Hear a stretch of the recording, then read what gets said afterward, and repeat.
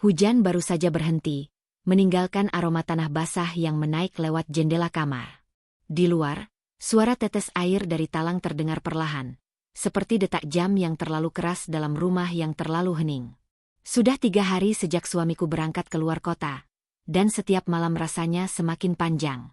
Aku duduk di ruang tamu dengan selimut menutupi kaki, televisi menyala tanpa suara, hanya cahaya yang menari di dinding. Max, anjing retriever kesayanganku, berbaring di lantai tak jauh dari tempatku duduk. Setiap kali aku menghela napas, kupikir dia ikut mendengarnya. Saat aku bergeser, kepalanya langsung terangkat, mata coklatnya penuh perhatian seolah bertanya, "Kau baik-baik saja, kan?" Sunyi malam itu terasa bukan sekadar sepi, tapi juga seperti cermin yang memantulkan semua kekosongan di hatiku.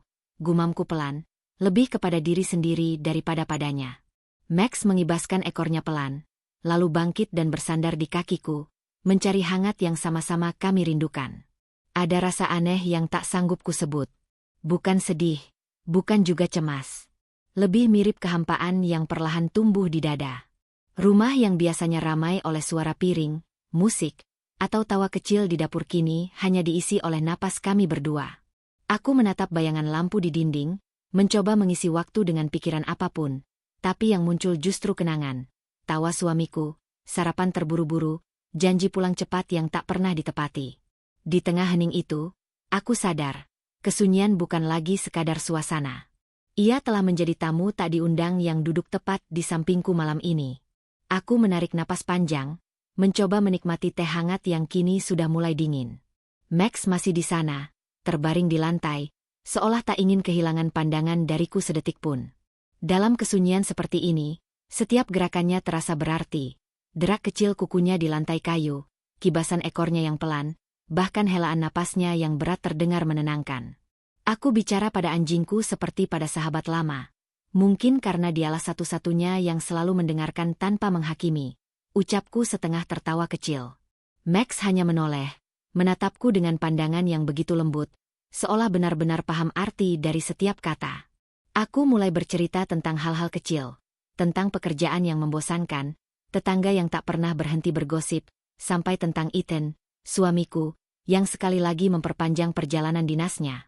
Kata demi kata mengalir tanpa kendali, dan setiap kali aku berhenti, Max akan mencondongkan kepala, menatapku seolah berkata lanjutkan saja, aku di sini. Ada sesuatu yang hangat di dada. Perasaan ditemani, meski tanpa ucapan balasan.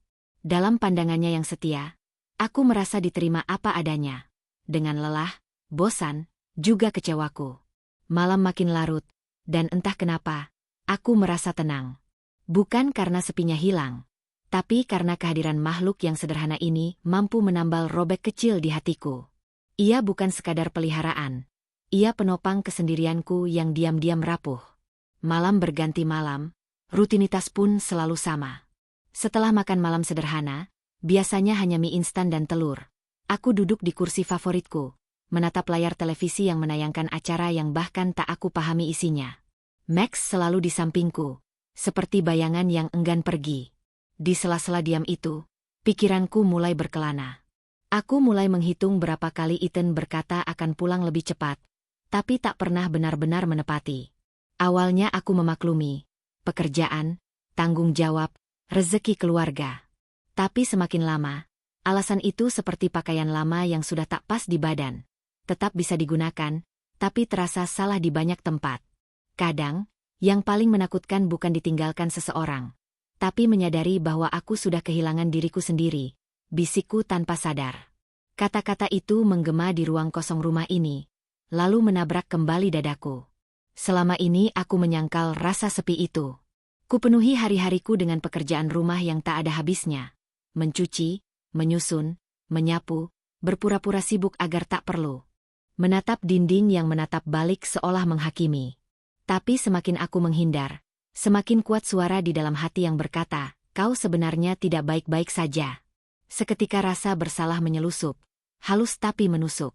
Aku mencintai suamiku, itu pasti.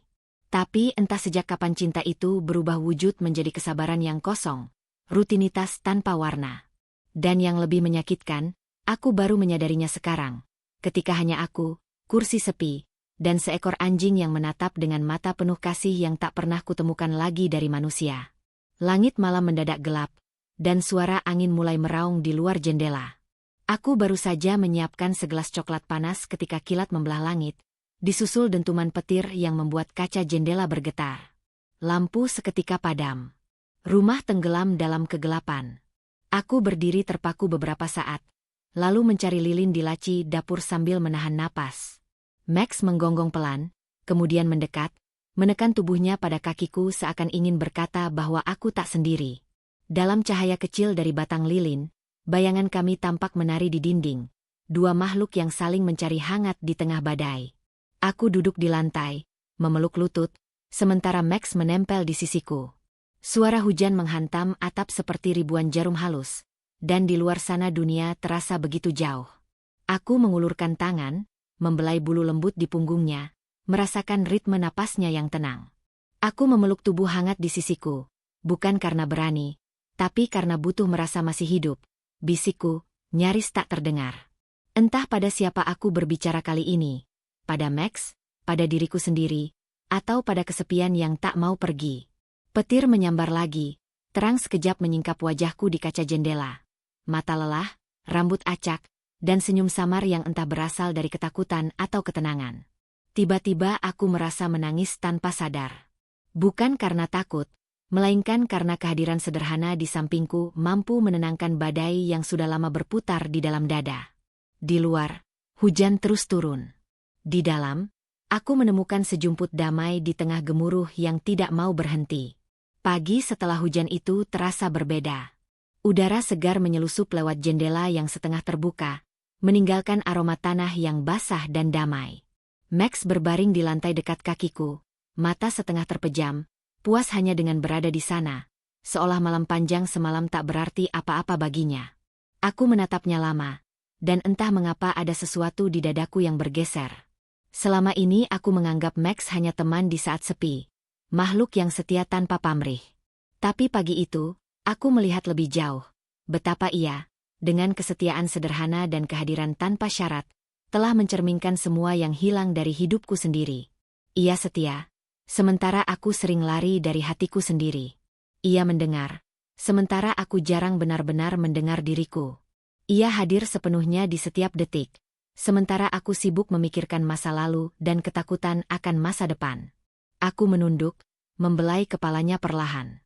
Mungkin bukan dia yang menemaniku, bisikku, tapi aku yang akhirnya berani menemani diriku sendiri.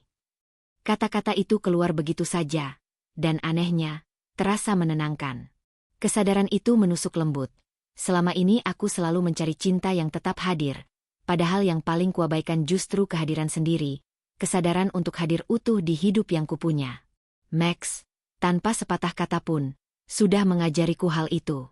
Aku tersenyum kecil. Untuk pertama kalinya setelah sekian lama, rasanya aku tak perlu mengisi keheningan dengan apa-apa lagi. Pagi itu sinarnya menembus jendela seperti pengampunan kecil dari langit.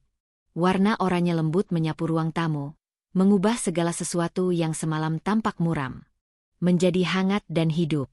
Aku berdiri di dekat jendela, cangkir kopi di tangan, sementara Max duduk diam di lantai, menatapku dengan mata yang penuh perhatian. Entah bagaimana, setelah malam yang panjang itu, hatiku terasa lebih ringan. Tidak ada yang sebenarnya berubah di luar diriku. Rumah ini tetap sama, suamiku masih jauh, rutinitas menunggu di depan. Tetapi ada ketenangan baru yang diam-diam tumbuh di dalam dada. Selama ini aku terus menunda untuk mengatakan apa yang sesungguhnya aku rasakan. Setiap kali Ethan menelepon, aku hanya menjawab dengan tawa kecil dan kalimat aman. Aku baik-baik saja di rumah. Padahal aku tahu kebohongan kecil itu seperti debu yang menumpuk, lama-lama bikin napas sesak. Aku mengembuskan udara pelan, menatap Max yang kini setia bersandar di kakiku. Cukup sudah, kataku lirih. Saat dia pulang nanti, aku ingin bicara dengan jujur, tentang sepi, tentang jarak, tentang diriku yang mulai hilang di dalam kebiasaannya sendiri. Max menggonggong pelan, seolah memberi restu. Dan di momen sederhana itu, aku merasa dunia memberi tanda. Keberanian tidak selalu datang dari sesuatu yang besar. Kadang ia muncul dari keheningan yang kita peluk dengan lapang. Cahaya pagi terus menari di mukaku, Dan untuk pertama kalinya aku siap. Siap untuk bicara tanpa takut, siap untuk mencintai dengan jujur, dan yang paling penting, siap untuk kembali menemukan diriku sendiri. Malam sudah berlalu, tapi jejaknya masih tertinggal dalam hening yang damai. Aku duduk di meja kecil dekat jendela, selembar kertas kosong di depanku. Tangan ini sempat ragu, tapi akhirnya pena bergerak juga. Untuk diriku sendiri, tulisku perlahan. Terima kasih karena sudah bertahan meski kadang lupa cara merasa bahagia. Terima kasih karena meski sendirian, kau tetap memilih untuk lembut, bukan marah. Memilih untuk menunggu pengertian daripada memelihara dendam. Aku berhenti sejenak, tersenyum pada Max yang berbaring di pojok ruangan, mendengkur pelan setelah sarapannya. Pemandangan sederhana itu membuat dadaku hangat. Aku tahu, malam itu berat. Tapi ingatlah, selalu ada sesuatu yang tumbuh diam-diam di dalam kesepian. Keberanian untuk mencintai diri sendiri tanpa syarat. Kadang, kesepian bukan musuh. Ia hanya ingin menunjukkan siapa yang paling kau butuhkan, dirimu sendiri. Aku menulis lagi beberapa kalimat kecil, bukan sebagai janji, tapi sebagai pengingat bahwa cinta sejati tidak selalu datang dari seseorang di luar sana. Kadang ia menunggu ditemukan di hati yang tenang dan jujur. Saat selesai, aku melipat kertas itu rapi dan menyelipkannya di buku harian. Dari balik jendela, matahari mulai naik tinggi. Dan di antara cahaya yang menyeruak, aku tahu, perjalanan kesepianku tak berakhir di malam itu. Justru di sanalah semuanya dimulai kembali, dengan diriku sebagai rumah yang akhirnya kutemukan.